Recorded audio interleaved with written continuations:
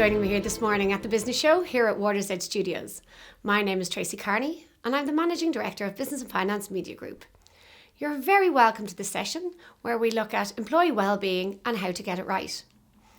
Wellbeing in the workplace is a key pillar across Business and Finance Media Group, and this year we're delighted to partner with Ibec for the inaugural Top 100 Companies Leading in Wellbeing, which was announced earlier today. Congratulations to all the top 100 companies featured, and I would like to welcome Sophie Moran, Senior Executive, the KeepWell mark of Ibec, to tell us a little bit more about the list. Hi Sophie, thank you so much for joining me. So can you tell me, what were Ibec looking for when they compiled the top 100 list? So I suppose there's a few key pillars that we're really looking out for. We were looking for companies that are demonstrating an awareness of how important leadership, culture and communication all are to well-being in the workplace. So the companies on the list are all either accredited or enrolled with the KeepWell mark. And KeepWell is a wellbeing framework and accreditation from Ibec. And through the program, we help companies to evaluate, benchmark and then improve their wellbeing strategies. I think what's encouraging to see about the list is the diversity of companies that are included. So they're not all companies with big budgets necessarily. There are small organizations included. There are public sector bodies, private sector organizations, and they really represent a great mix. So they represent the knowledge economy as well as manufacturing sites, hospitals, retails, and so on. So it's great to see well-being being embedded in so many organizations throughout Ireland. Very good. So the 100 list really has a real variety of company size and industry. Were there any reoccurring practices that you have seen kind of implemented across the top 100? There certainly were. I suppose what really stands out more so is there's a recurring approach with these companies. And what we've learned over the past couple of years with KeepWell is that organizations, they're often starting from very different bases with different resources.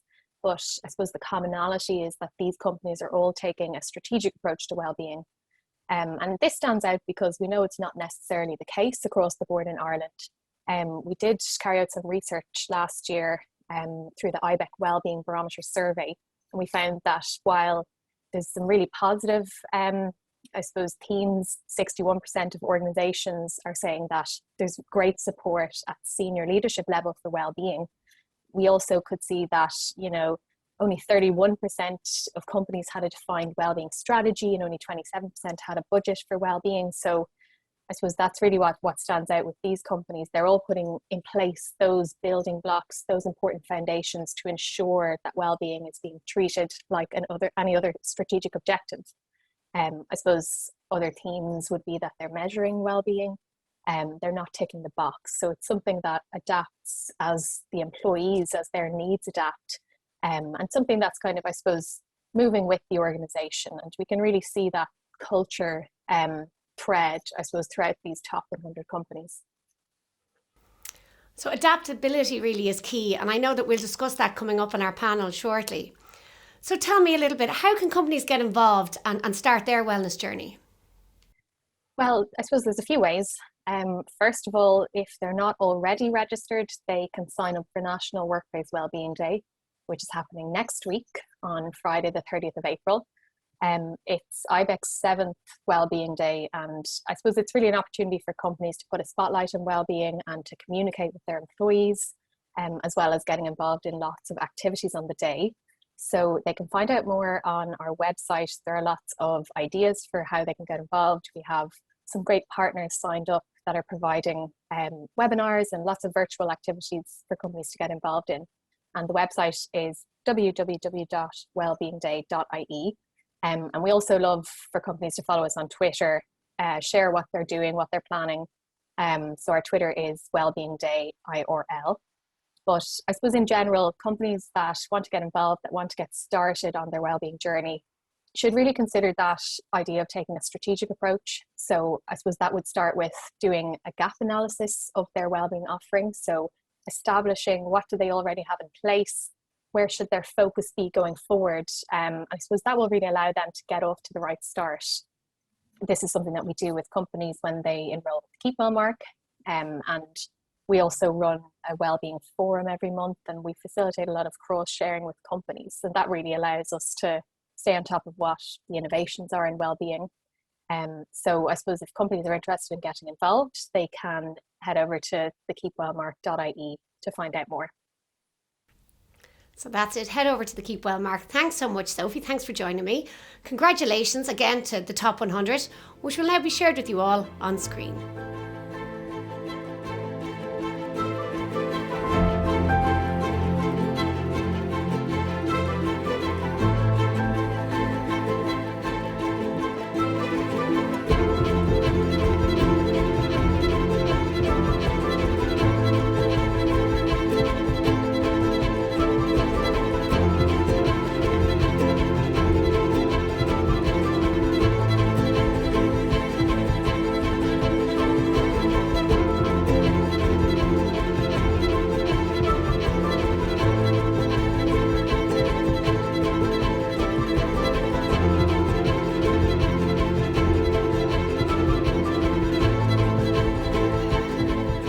To our panel discussion, please welcome Cara McGann, Head of Social Policy with Ibec, Paula Lawlor, National Eden Programme Manager with Suicide or Survive, and Alan Mulvey, Operations Director of Sky Ireland.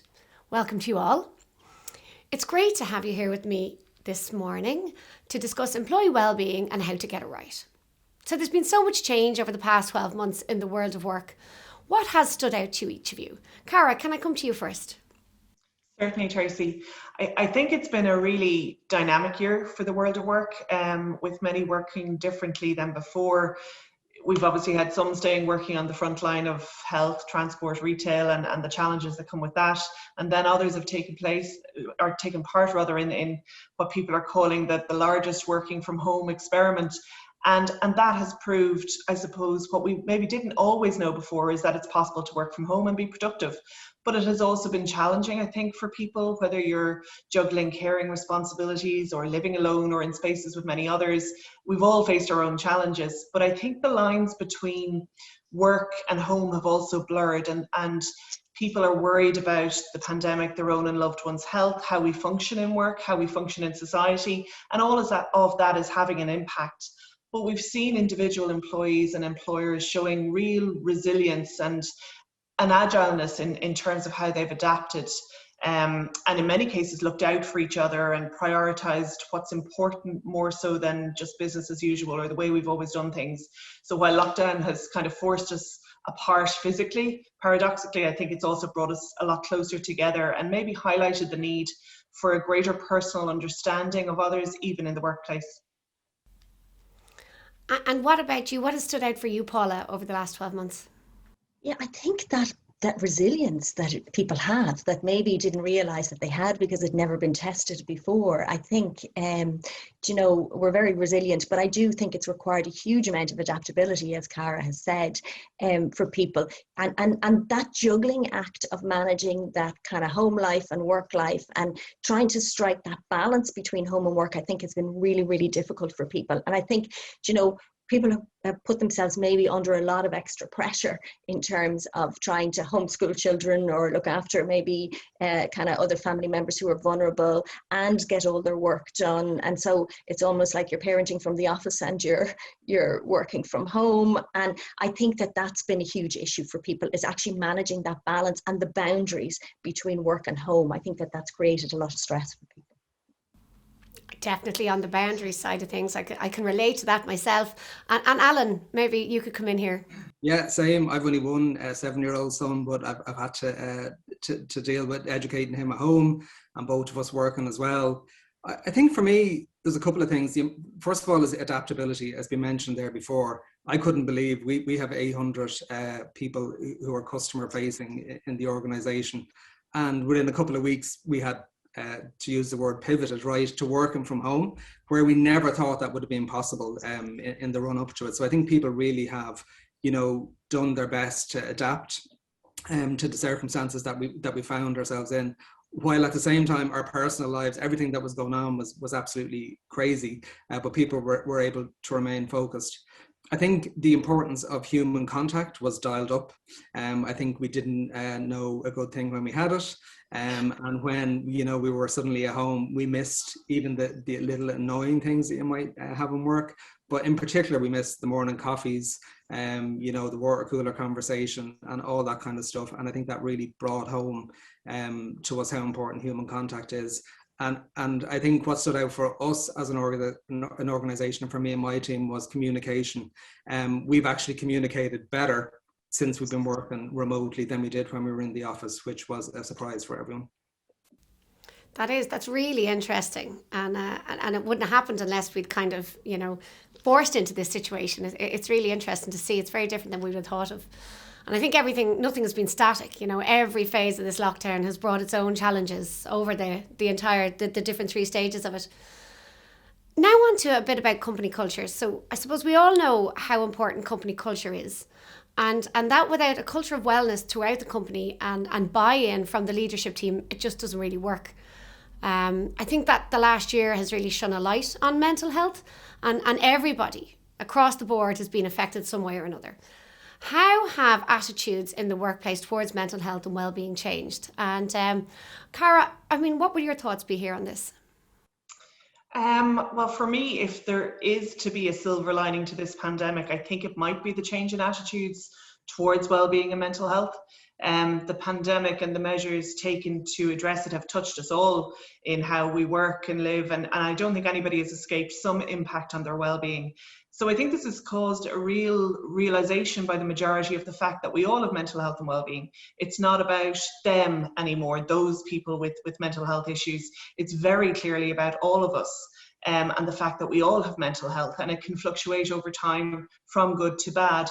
So recognizing this and the need to mind our own mental health, I hope will have an impact on the stigma that many feel and the difficulty people have had saying, I'm not okay, or I need help, or acknowledging we need to take a break or whatever we need to do to manage, for fear that we'll be judged harshly.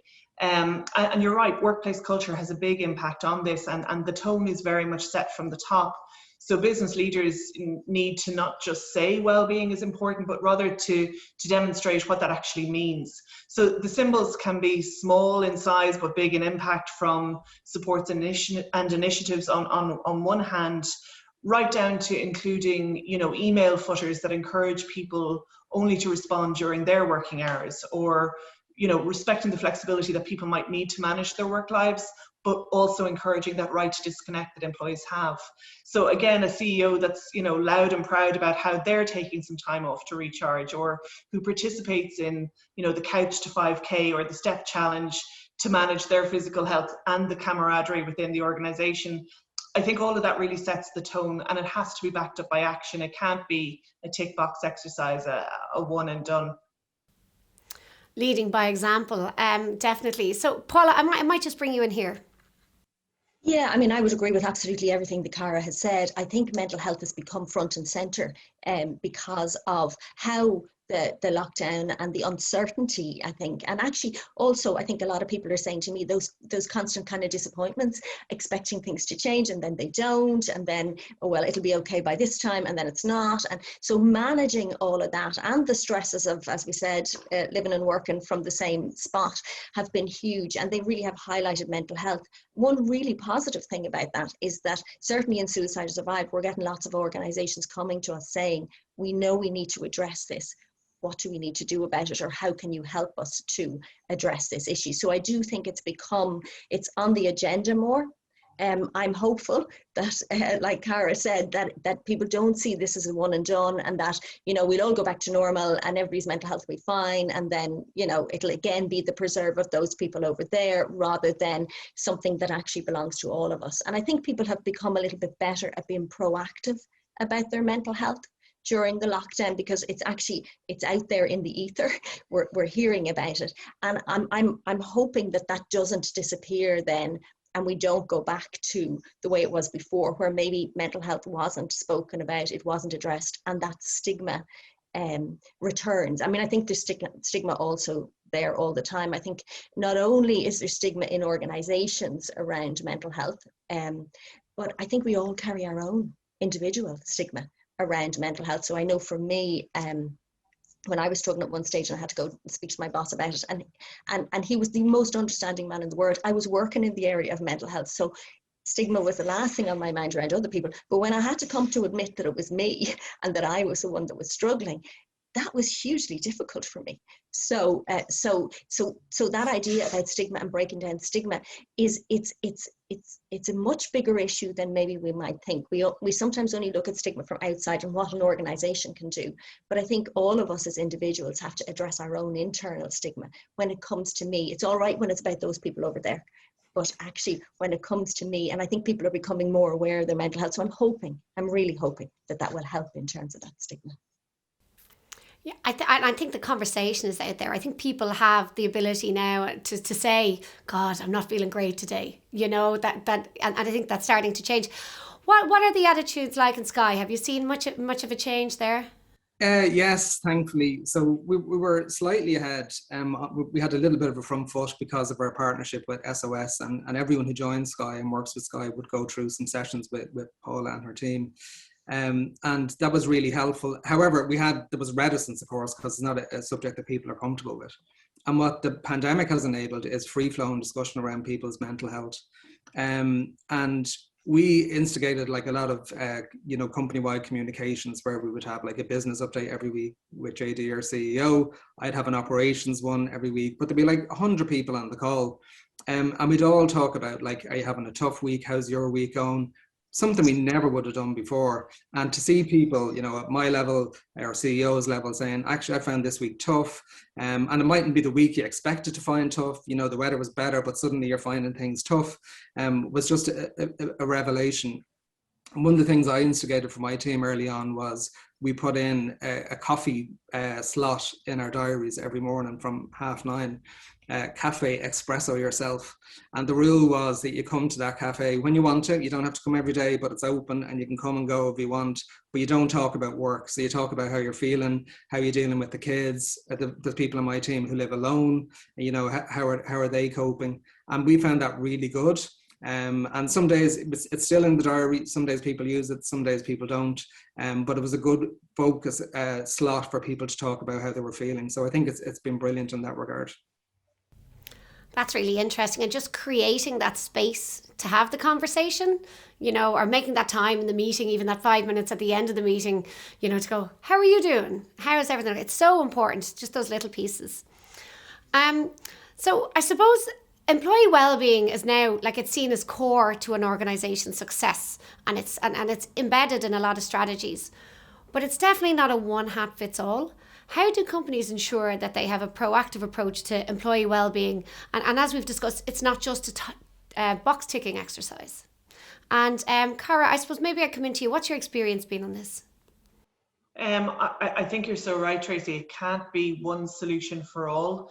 It's going to be really important for organizations to view well-being as a key strategy for this new world of work, as opposed to maybe just another HR policy or practice.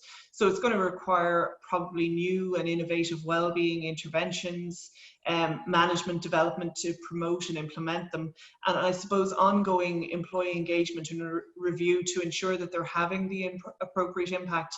But it is also an opportunity for us to maybe reinvent our workplaces and build on the benefits of these changed ways of working, while also being mindful, I suppose, of the trade-offs and maybe some of the unexpected challenges that have been created.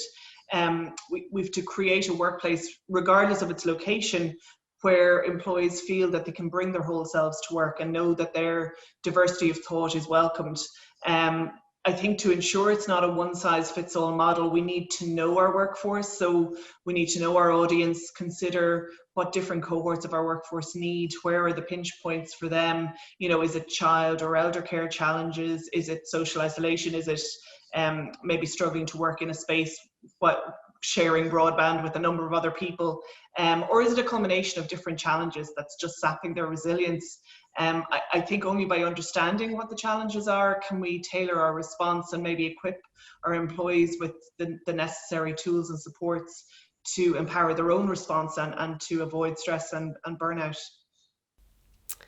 Thanks so much. And Paula, so from Suicide or Survive's perspective, how do companies adapt maybe approaches? Yeah, I think, it is really important that you fit the approach to your company culture.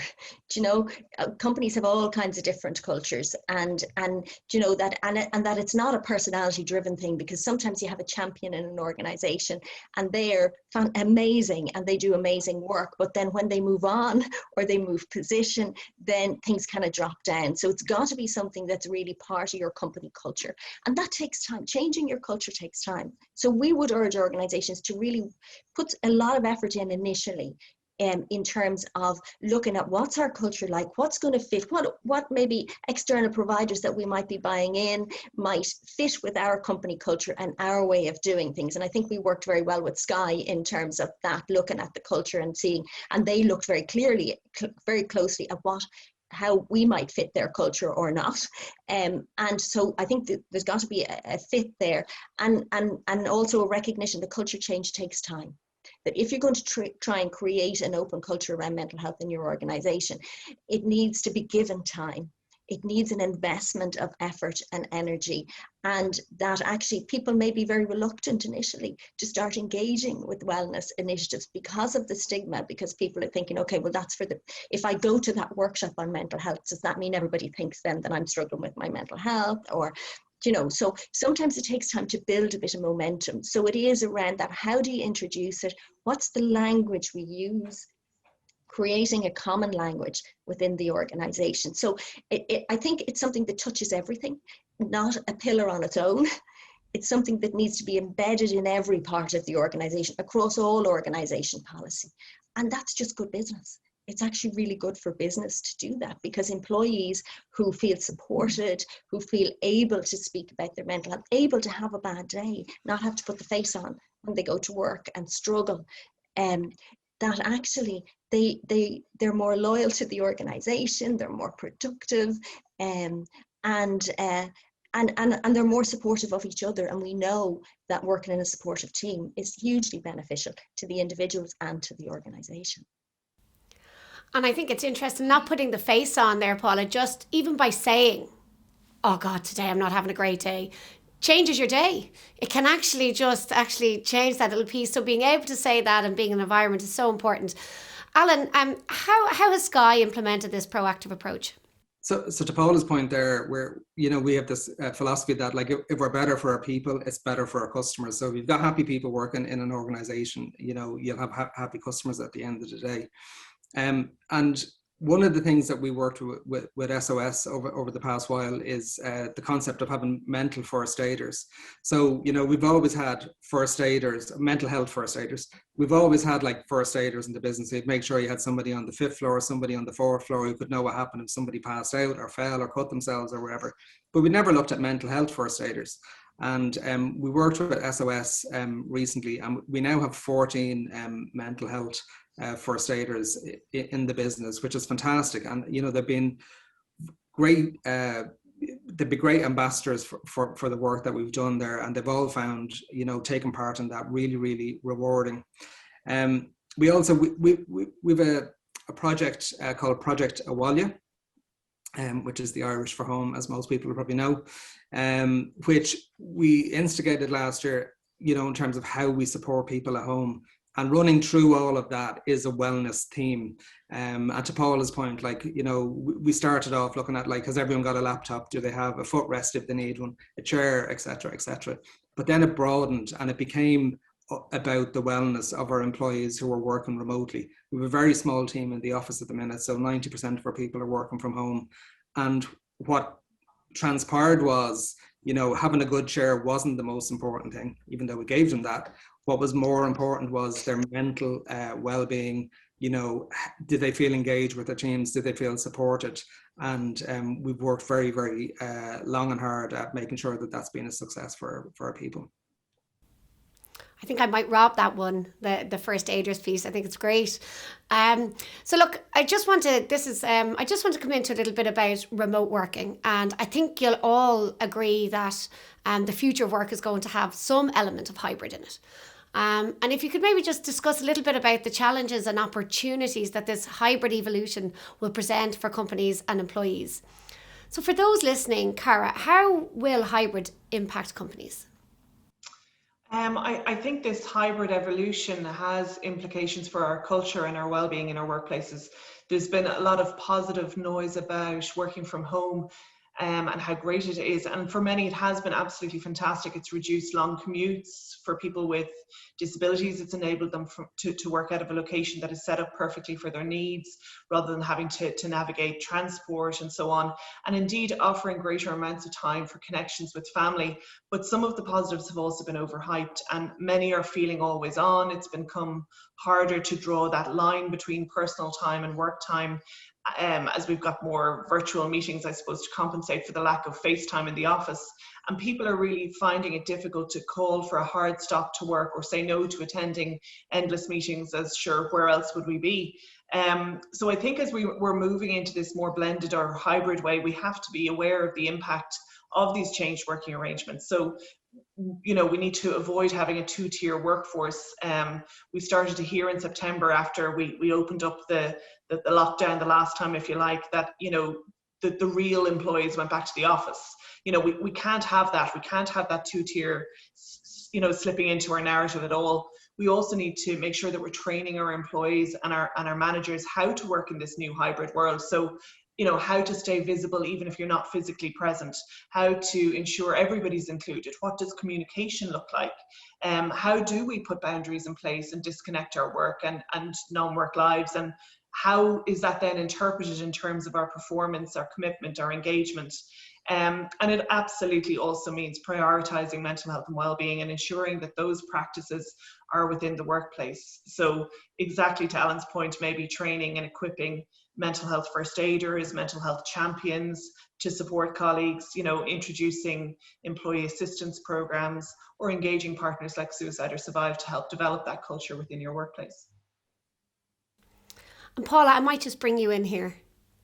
Yeah, I mean, I think I agree with everything that Cara has said. I think there's huge benefits, but there's also downsides to this kind of hybrid working. And I think, you know, for a lot of people, working from home kind of suits them from the perspective of their lifestyle. As Cara said, you can get a walk in before you go to work, where normally you'd be sitting on the bus or the train or sitting in traffic in the car. So it does free up a lot of time.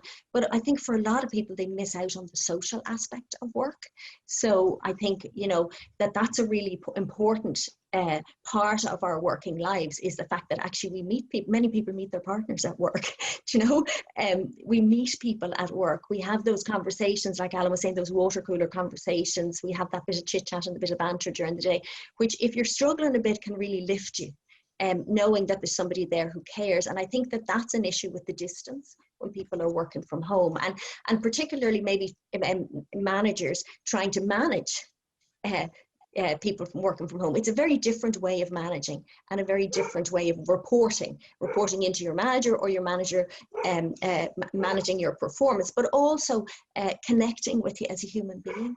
And I think, you know, that you lose some of that connection when you're on a Zoom call or a phone call that you would have in the face-to-face. So it's finding new and novel ways of connecting, and maybe it's about sometimes working from home and sometimes working from the office. But I think Cara's point is really important, that the people who maybe, for lots of different reasons, for reasons of maybe disability or convenience or childcare or whatever, end up continuing to work from home, that they're not forgotten. And that the communication is seen as just as important, if not more important, with them than it is with people who are actually present in the office space. So I think there's lots and lots and lots of issues that we need to really be thinking about and talking about. You know, conversations like this are fantastic, because these are things we often don't get a chance to sit down and have a conversation about. So I think, you know, having those conversations can be really useful. And Alan, lastly to you, just quickly come in there on what are the plans for hybrid for you guys for the future? So we're launching a very top level hybrid platform this week. Just our ideas. We've been listening to our people. We've had focus groups. We've had surveys to see what people want. It's a mix, you know, and I think that's one of the benefits of, you know, how we'll work going forward, that people can find their own rhythm and their own way of doing things, depending on their own circumstances. I think it's interesting that people have had a full year now. So they've gone through the 4 seasons, they've gone through having kids at home, having kids in school. So people have a pretty good idea, you know, as to what they want going forward. However, I do think things will change again. I think, if people think at the minute they'd really prefer to stay at home most of the time, then they see their colleagues back in the office, they may want to go back. People who really want to get back may change their mind when they have to start getting on the bus or the train again. So I think eventually, we're going to be really flexible. We're going to continue to listen to our people, and we'll eventually settle on 5 or 6 options, I guess, for our people, that they can choose which one best suits them.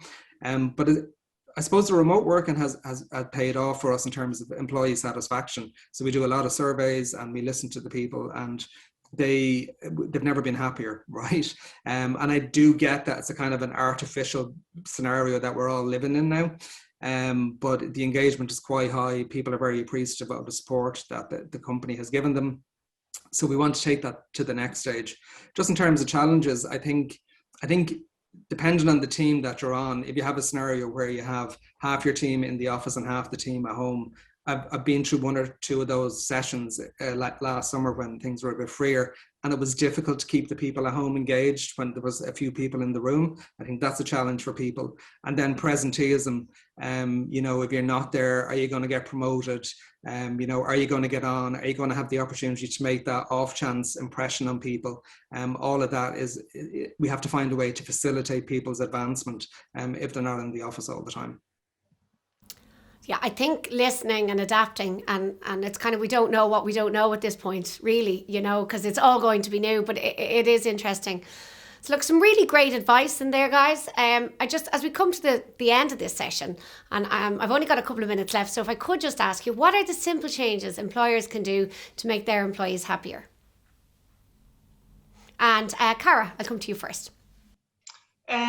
For me, I think it's to really understand your workforce. So asking the questions, listening to the answers, and then responding, and maybe being agile to the changing issues that arise, because the impact of that organizational culture that listens and responds really pays dividends, not only in terms of the employee's ability to contribute and engage, but also to the quality of the outputs and the collaborations as your organization moves towards this new way of being and how we move as one voice. Thank you. And Paula, to yourself, what would your suggestion be? I think it's about conversation.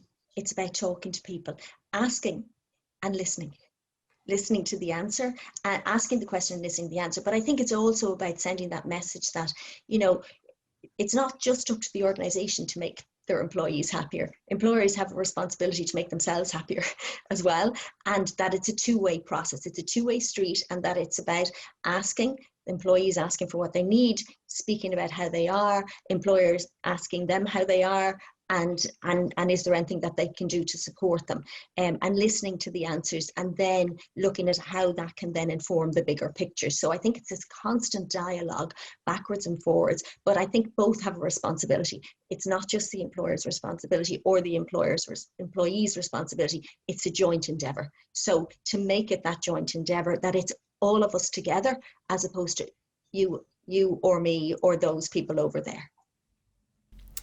And finally, to you, Alan, what would your simple piece be? Similar, in my view, the same as Cara and Paula. It's about communication. We have a weekly call now with 200 people. Pre-pandemic, that would have been once every 6 months. We would have been trying to get a big room to have it in. There would have been all sorts of preparation. Now we just have it. We have it over Teams, and we get the feedback. So we update people on our plans. If there's positive or negative reaction to that, we take that on board. And I think it's over the next 12 to 18 months. We might think we know now what the future looks like, but I can probably say that we don't. That things will change again, and I think we have to be flexible, and we have to be flexible to individual needs. So I think if we listen and share, I think that's how we'll be successful going forward. I think it's a similar theme from everybody there. So really it's having the conversation, listening and adapting. Look, thank you all so much for joining me here today. I really have enjoyed this session. Don't forget, on Friday the 30th of April is National Workplace Wellbeing Day. There's lots of activities being planned, and to get involved, all you have to do is check out wellbeingday.ie. I'd also like to give a final congratulations to our top 100 companies leading in wellness, which can be found at businessandfinance.com. Thank you all for joining me here today, and for those of you who can remember, as they say, roll it there, Roshi.